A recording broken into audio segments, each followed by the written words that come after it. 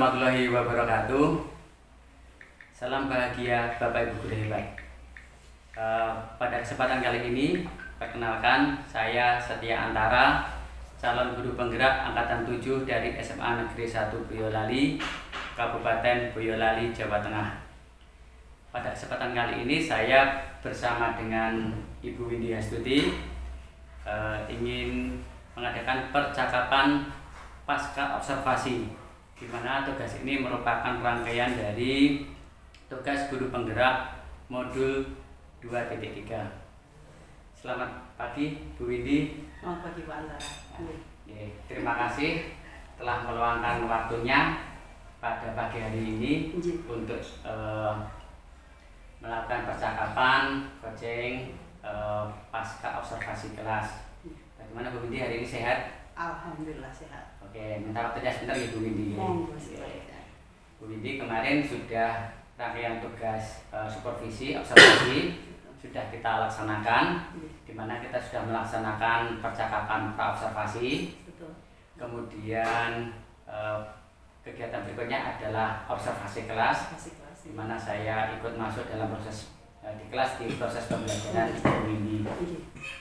Nah, Bu Windy, pada kali ini saya ingin mengadakan coaching atau percakapan setelah Ibu Windy melaksanakan kegiatan observasi kelas. Oke, Bu Windy, untuk percakapan hari ini yang ingin Bu Windy dapatkan apa dari percakapan hari ini nanti? Setelah kemarin ya Bapak, dari pra observasi, kemudian Bapak sendiri masuk ke kelas saya melakukan observasi, dan dari percakapan hari ini sih saya ingin mengharapkan banyak sekali masukan dari Pak Antara. Pak Antara guru penggerak, pasti banyak sekali ilmu-ilmu yang didapat dari apa itu guru penggerak ini. Itu mungkin bisa dibagi dengan saya, karena saya sadar dan pembelajaran yang saya lakukan itu jauh dari sempurna. Jadi saya membutuhkan masukan-masukan, entah itu menjelaskan tentang kekurangan ataupun nanti cara mengatasi kekurangan pembelajaran yang saya lakukan. Oh iya, oke, terima kasih. Jadi ingin mendapatkan masukan atau gambaran tentang proses pembelajaran kemarin.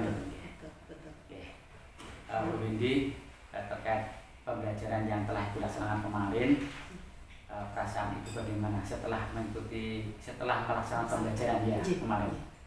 Jujur nih Pak, waktu itu ketika mau diobservasi sama Pak Antara itu sedikit bersemangat, dalam artian gini, wah, pembelajaran saya akan disaksikan atau diobservasi oleh Bapak yang tanda kutip senior saya dan juga seorang guru penggerak. Saya yakin nanti akan banyak ilmu di situ.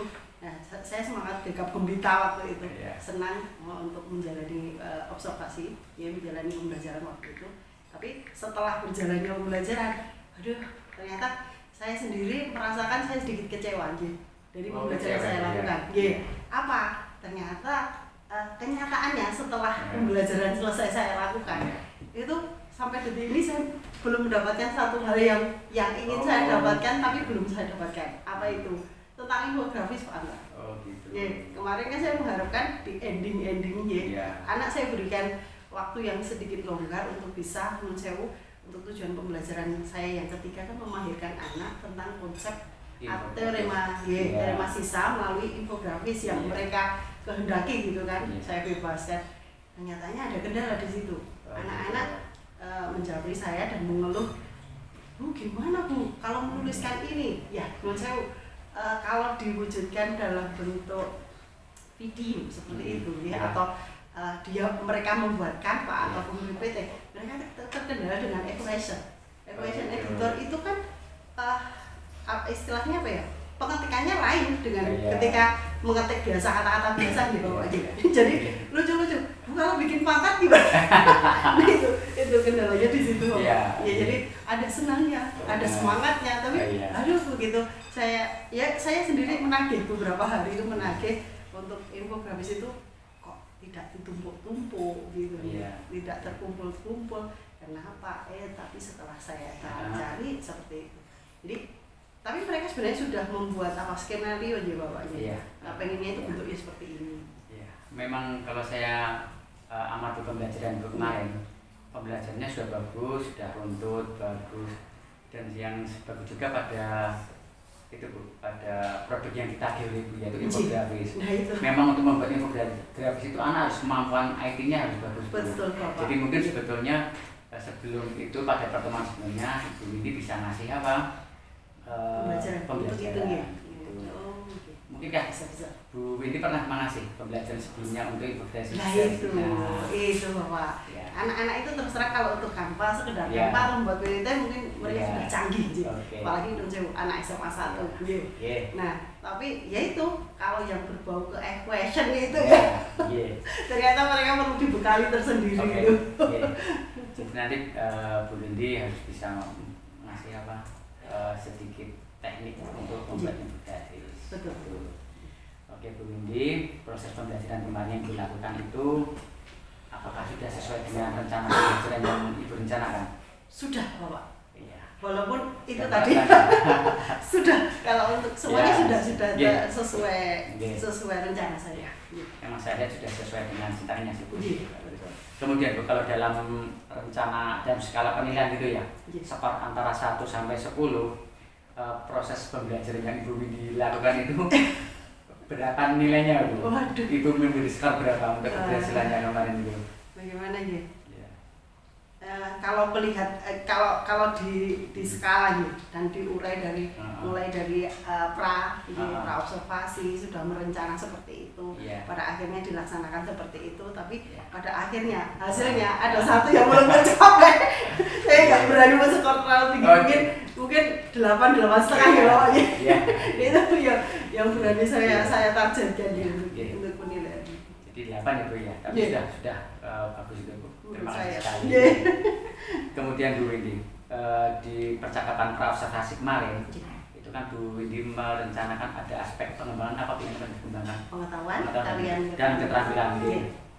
Nah, apakah pada proses pembelajaran kemarin aspek yang dikembangkan itu sudah tercapai atau belum Bu? Alhamdulillah sudah Bapak. Untuk pengetahuan memang di situ terpecah menjadi 2 ya. Mencermati teorematis sisa itu sendiri, kemudian mencoba menyelesaikan persoalan yang saya berikan kepada anak. Kebetulan semua soal terjawab, walaupun ada yang mungkin agak muter-muter sedikit jawabnya, ada yang langsung 7 poin, tapi intinya tercapai untuk pengetahuan. Kemudian untuk keterampilan, nah ini yang jadi masalah mungkin, karena keterampilan saya mengharapkan anak-anak itu bisa memahirkan konsep aturan teorematis sisa itu melalui infografis gitu. Nyatanya mereka bisa membuat sketnya, membuat sketsa kira-kira pengen bikin seperti apa, tapi eksekusinya yang kurang. Itu. Bagus sekali memang saya lihat aspek pengetahuan dan keterampilannya sudah masuk di situ. Masih Bu. Kalau dalam rencana saya baca dalam rencana pembelajaran itu sama percakapan pra kemarin, Bu Windy itu mencantumkan ada 3 tujuan pembelajaran kalau salah. Dari ketiga tujuan tersebut, apakah sudah dapat tercapai semua Bu? Seperti yang saya bilang dari awal tadi nih Bapak, dari area pengembangan memang saya mengembangkan 2 tadi, begitu juga dari area pengembangan ini saya kembangkan ke arah tadi tujuan pembelajaran. Ya memang yang di bagian ketiga nih tujuan pembelajaran untuk memahirkan itu konsep masih perlu penguatan betul, penguatan di situ karena ada terkendala itu tadi equation editor itu tadi. Berarti jadi dari ketiga tujuan tersebut, apakah ada hal yang masih perlu diperbaiki? Tentu. Dari proses pembelajaran kemarin.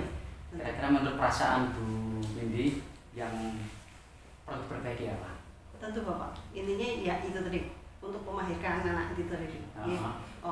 Saya pinginnya sih anak-anak membuat sendiri infografis, tapi kenyataan terkendala dari equation editor itu tadi. Jadi nanti mungkin ke depannya saya akan menerapkan strategi di pembelajaran KPM berikutnya. Mungkin diselip-selipi lah 5 atau 10 menit lah mengajari anak untuk penggunaan equation editor. Untuk kedepannya equation editor tidak hanya dibutuhkan oleh matematika saja ya Bapak. Baik fisika, kimia itu juga membutuhkan hal itu. Nah itu mungkin nanti bisa bermanfaat untuk semua, maupun tidak hanya maupun saya sendiri. Berarti keterampilan anak ya Bu yang perlu ditingkatkan dalam hal ini ya Bu. iya. Terus Bu, dari pembelajaran Ibu kemarin, kan ada proses penilaiannya juga. Hal-hal baik apa dalam proses pembelajaran kemarin yang perlu ditingkatkan, yang perlu dipertahankan Bu? Itu pada proses apa? Pada langkah apa? Menyolotin ya Pak ya. Dari kemarin yang saya lakukan, pembelajaran yang kemarin saya lakukan itu, yang pertama yang menarik itu saya memberikan kebebasan kepada siswa untuk memilih sumber. Sumber belajar itu ternyata ada plus-plusnya ya Bapak ya. Karena ternyata tidak semua anak itu bisa secara visual, belajar secara visual, tapi ada juga yang audiovisual, ada yang hanya membaca itu sudah bisa masuk, tapi ada juga yang harus diwujudkan dengan gambar-gambar atau apa yang menarik, jadi mudah dipelajari. Itu yang pertama. Kemudian yang kedua, ternyata belajar itu akan lebih enjoy dan lebih enak. Dan dari observasi yang saya lakukan kemarin setelah pembelajaran itu berkolaborasi. Memang benar ya. Mungkin sekarang ini tergaungkan kolaborasi ini. Nah, tapi memang ada perbedaan banyak sekali sih. Terutama menurut saya bagi anak-anak yang boleh dibilang low ya. Yang low itu ketika mendapat support atau semangat atau bantuan dari temannya yang mungkin lebih pandai atau lebih menguasai, itu mereka jadi semangat gitu. Jadi seakan-akan tidak berada di dunianya sendiri. Mentok-mentok sana sini, mentok gitu. Itu kolaborasi. Terus yang ketiga yang pengen saya pertahankan itu untuk pengelompokan gitu.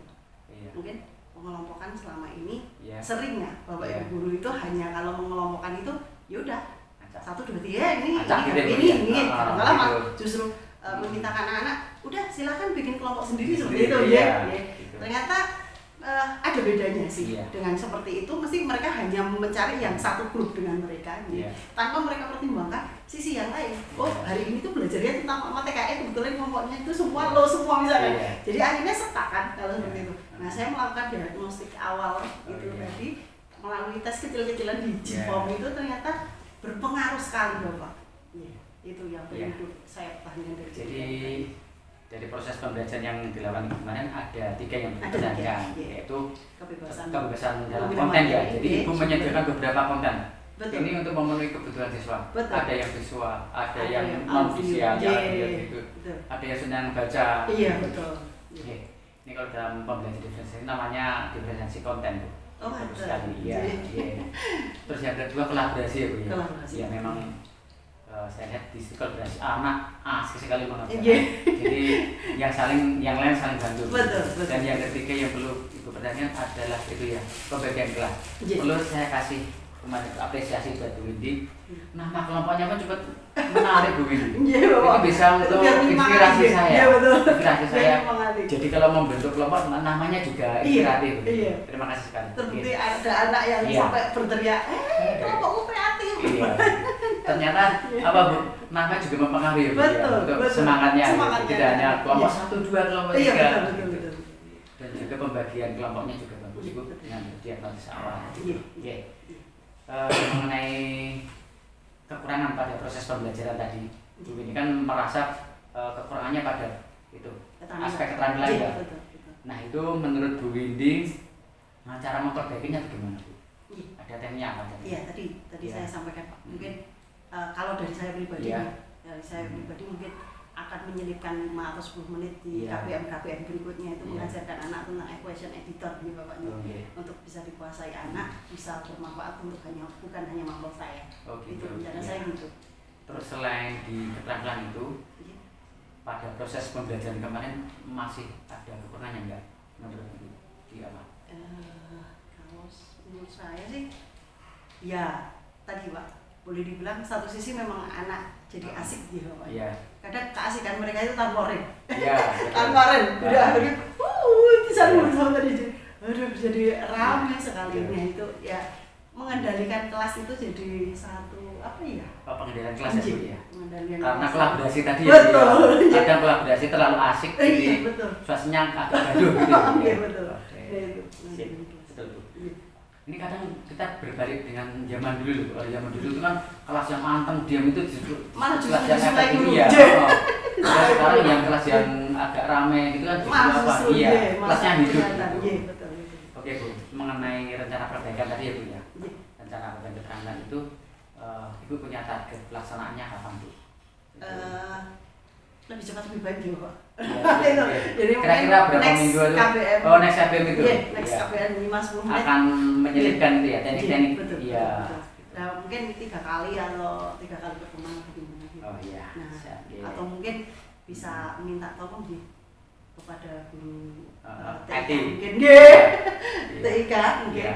Ya, kebetulan di kelas 11 itu guru PKWU PKWU kita itu kan juga lulusan IT. Nah itu mungkin di sela-sela beliau mengajarkan PKWU yang harus menjadi tugas beliau mungkin. Nah mungkin lebih mengenal karena beliau kan lulusan IT. Tapi tidak ada rekayasa untuk PKWU-nya. Kebetulan kita SMA kita membuat rekayasa, jadi mungkin bisa membantu. Bisa. Terus Bu, selain TIK tadi ya, TIK tadi mungkin siapa tokoh atau rekan sejawat yang bisa membantu Ibu dalam menyelesaikan, membantu terhadap perbaikan proses pembelajaran yang Ibu lakukan?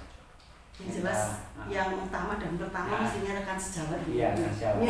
Seperti kita sama mapel atau ini kan dia tempat istilahnya berkeluh kesah yang tepat, yang pas dan tepat. Seperti pengendalian kelas itu mungkin saya bisa belajar dari Pak Antar. Kita bisa sama belajar. Karena ya terus terang ini baru masuk tahun keempat jadi buat saya jadi perlu belajar banyak dari Pak Antar yang lebih mengenal SMA 1. Terus Bu Windy, untuk menyelesaikan memulai suatu perbaikan ini ya Bu ya, apakah Bu Windy menyusun jadwal khusus atau catatan-catatan kecil agar perbaikan proses ini dapat berjalan lancar? Apakah biasanya membuat jadwal? Intinya kalau untuk memperbaiki dari sisi yang equation editor tadi, nanti terus saja juga. Jadi intinya saya akan mencoba karena saya sendiri bukan guru TIK nya, saya akan mencoba menyampaikan dan mungkin tidak memungkinkan juga saya memaksakan anak untuk membawa laptop setiap KBM saya. Jadi saya sampaikan apa yang saya bisa. Untuk selebihnya bisa dipraktekkan anak-anak sendiri di rumah itu aja. Tapi kalau untuk pengendalian kelas, ya perlu cari-cari pengalaman cari info Jadi kadang tidak perlu jadwal khusus ya Bu ya. Betul. Belajar bisa di mana saja. Iya. Kapan saja. Oke Bu, sebelum saya kira percakapannya cukup, tapi sebelum diakhiri, mungkin ada pertanyaan sedikit yang masih mengganjal dari Bu Windy yang perlu disampaikan di sini. Apa nih Pak?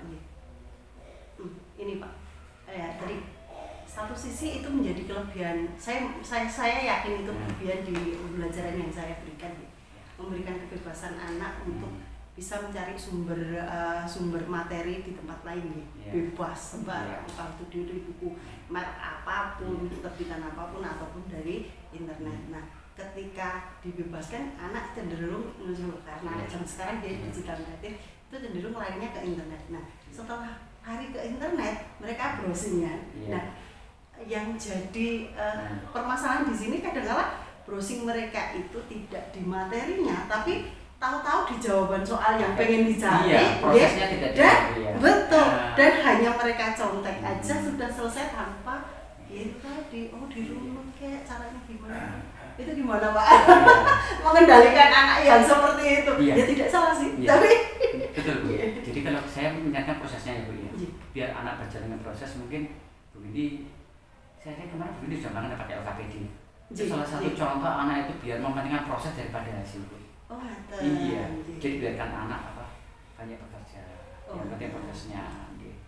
Terus mengenai soal asesmen, ya kalau bisa macam uraian lah gitu. Jadi ada dia tidak penilaian proses ya bisa tidak mementingkan pada hasilnya saja. Oke Bu Windy, dari percakapan yang tadi tak terasa Bu Windy punya sedikit masalah dalam proses pembelajaran dan dapat menyelesaikannya menemukan sendiri. Mungkin dapat disimpulkan Bu tadi masalahnya apa, kemudian kesimpulan dari percakapan hari ini. Satu, yang menjadi titik tolak masalah ketidakberhasilan atau apa kekurangan ya dari pembelajaran saya lakukan itu intinya ketercapaian keterampilan mungkin belum sesuai harapan saya. baru 50% lah karena belum dieksekusi oleh anak-anak. Jadi saya akan menyelesaikan permasalahan tersebut dengan memberikan 5-10 menit di KPM berikutnya pembelajaran tentang equation editor, walaupun itu keluar dari job desk saya, tapi ya kenapa tidak, ilmu itu boleh dibagi kawanpun dimanapun oleh siapapun bawahnya. Oke, terima kasih Bu Windy. Terasa saya kira cukup. Asik juga ternyata. memang lebih enak sih curhatan dengan sesama waktu itu. Saya juga banyak belajar dari Bu Windy, proses pembelajaran kemarin. Banyak surah yang saya ambil Bu Windy. Iya, dari pembentukan kelompok, jadi apa semuanya bisa jadi inspirasi bagi saya. Oke. Terima kasih Bu Windy atas waktunya. Sukses Bapak juga. Sukses ya Bu, semoga pembelajaran kita memberikan arah yang lebih baik kepada siswa. Amin. Oke, Bapak Ibu guru hebat, demikian tadi percakapan pasca observasi dengan Ibu Windy Hastuti, di mana observasi kelas kami laksanakan pada hari Rabu tanggal 17 Mei 2023. Nah, semoga bermanfaat. Yang jelas kami banyak belajar dari proses pembelajaran ini. Semoga pembelajaran yang diberikan kepada siswa selalu memberikan perbaikan, selalu berpihak kepada murid. Demikian video dari kami tentang coaching atau supervisi akademik. Atas segala kekurangannya, saya mengucapkan maaf ya sebesar-besarnya dan terima kasih. Wassalamualaikum warahmatullahi wabarakatuh. Waalaikumsalam warahmatullahi wabarakatuh.